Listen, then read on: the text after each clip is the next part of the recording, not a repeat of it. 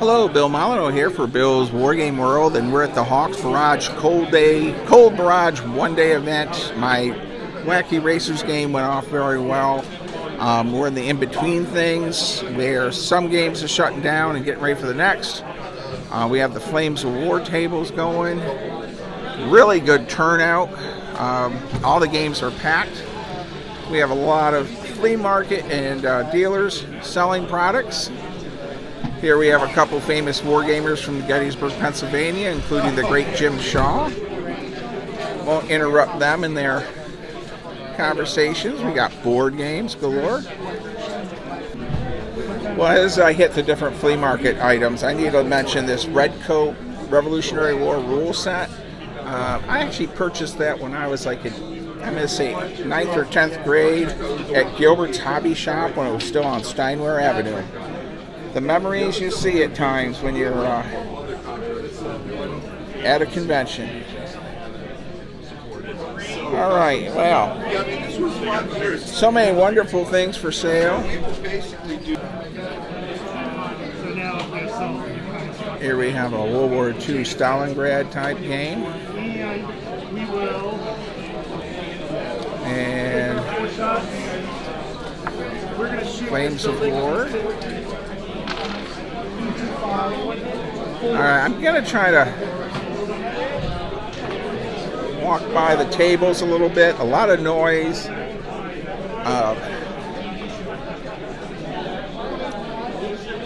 Yeah, it's a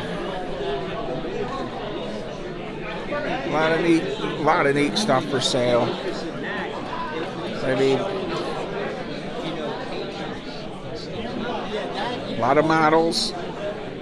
Boy, this fella has a lot of models, too. All right, we're coming up to Steve of Age of Glory booth. And Steve's really nice. Goofs around with Goober. And he also sells my games.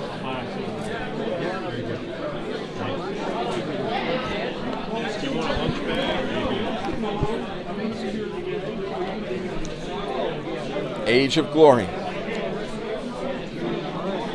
Where's that deadbeat bear? Goober the bear is sitting over at my table. I'm manning 5 tables here with no help. I'll bring Goober over to help. How is business today? It's going well. You know, I've been doing Barrage for 24 years now, so... I didn't think you were that old. Well, you know, there's gray under here. And what's the hot seller this day? Actually, I think board games are selling today. Wow. Believe it or not. So, and what board games do you have? I walk down here and look. Well, I have one of your prior editions. Oh, the old version. I've got MMP's a local company, Legion War Games, and a lot of Worthington. Just saw the guys at Worthington Games at PresCon. Super guys, you know, games that are playable and approachable. I just love them. Wonderful, wonderful. So, and I got to say, this game is very good. I got to get the camera in on it. Yeah, it's similar to yours, right? This is when they used one of mine. I did Wilderness Empires with Worthington. Right. And then they went and revisited it and turned it into this one. Oh, okay. So, very happy. And I've been to the Grant Wiley Worthington warehouse. Yeah. And my wife thought it was just so exciting. Steve, was it Grant-tabulous? Yeah, my wife thought it was, she loved talking with Grant and Chris, his wife, and hanging out, but she thought touring a wargame warehouse was a little not so much fun. Yeah. What else you want to close anything out with before I go on to my next table? No, just, you know, we didn't have a Cold Wars this year, but I'm on my 3rd convention in 3 weeks, so I'm having a great time. All right, now we'll see you at Historicon. Yes. Absolutely. All right, thank you, Steve. Take care, Bill. Over my videos world. And here we have another awesome table with flea market items galore. Some incredible armor, World War II, priests, Aftrax. Endless amounts of really cool, nifty stuff. And here we have some terrain. Just really nifty stuff. And quite often it's hard to always find terrain, so it's neat to have it right here at your fingertips. When you try to buy it online, you don't always get what you think you're getting. Palm trees, very nice. Over here we have more terrain and hills, and everyone could use hills. And here we have World War I dogfights with Aerodome. This is a lot of people love this. You just walk up and jump in and fly around in your Walker triplane or stop with Camel.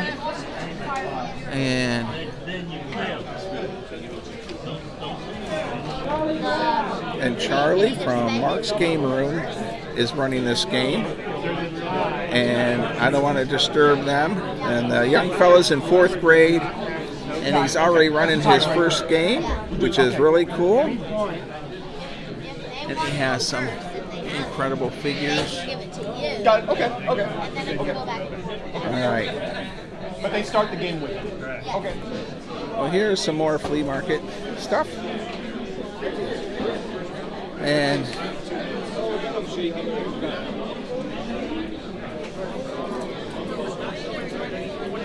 just so much stuff you can spend your money on. This was full of Civil War figures. They're all gone. Well, we got some armor here. Hero Quest. That's very cool. Yeah, but you add three for every noise you make. So, Miss Vicki, how's your day going? It's going very well, thank you. And I know I'm wearing a Scoots Barbecue hoodie, and you came up to me. What would you like to say about Scoots Barbecue? Oh, excellent food, lovely service, very pleasant people, great place to go. We went there as a place for lunch before we were going to Norfolk, and it was great to be there. Wow, So, and where are we now? we're in Maryland right We're now. in Maryland, and you in travel Aberdeen. to Scoots. Yes, that's right. We travel with Scoops. All right. Well, thank you very much, Miss Vicki. I hope you're having a great event today. Oh, we are. Thank you. Thank you. Well, everyone, I went back and bought the Red Coat game, and I want to give you just a little history on this. 1980 or so at Gilbert's Hobby Shop on Steinway Avenue. I got this type of game, or this exact rule book and set from Gilbert's with my parents. In 1980, I would have been in like 9th or 10th grade. So, and I just wanted to say how cool it is to find something nostalgic like this that has historical analysis, the miniatures game, and a campaign game. So, very excited about finding this. It was printed in, I believe, 1975. All right, we're going to just add this to the rest of our videos. All right, we have another game here. This is Kevin of the Hawks. And this is sort of a of course, fictional sci-fi World War II German game with some incredibly interesting figures. And we have German futuristic robot type things. Over here we have the Russian army with their futuristic Russian equipment. And this is Kevin's game of the Hawks. And he has some really cool scratch-built stuff in here. And it's resin. Mine's not as big, but Biggest charge. Wow. And here we have a 15 millimeter Pickett's Charge game. Just stunning.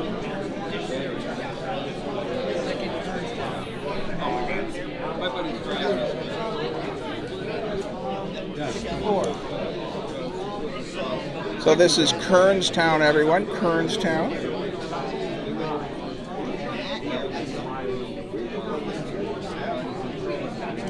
So we are here at Dr. Roy's famous wargame table where he always draws in a large crowd. And once again, he's setting up. He's already got a maxed out group of players waiting. And his terrain looks awesome as he works on his game. Roy is quite famous in the wargame world. He also made a campaign book for The Sword and the Flame with Mark Fostaso. We're going to come back when he has it set up. We will try not to interrupt his players. It's not hard to be smart. Like, not hard to be smart is the past 2 months has been hellish at work. So, and I didn't want to set a scenario that was half-baked.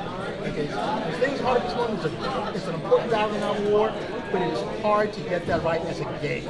Specifically, what you want to be able to have is a situation where the Germans have a realistic chance of winning.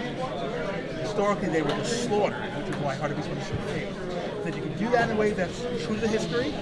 There's also going to be phenomenal players in a way that's true to history. So you don't want a game where now we're just shooting the hell out of the Germans get wiped out. The arts components that I was working on with Barrage, the Fourth of Hero book is working for a phenomenal book, but it really required more work, really required a couple of weeks of playtesting, and I just didn't have the time.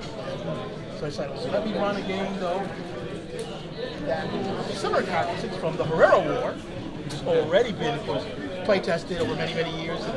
So, if you're looking for a hill fight, you got yourself a hill fight.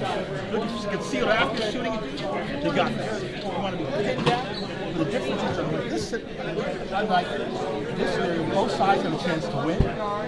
It's a balanced area.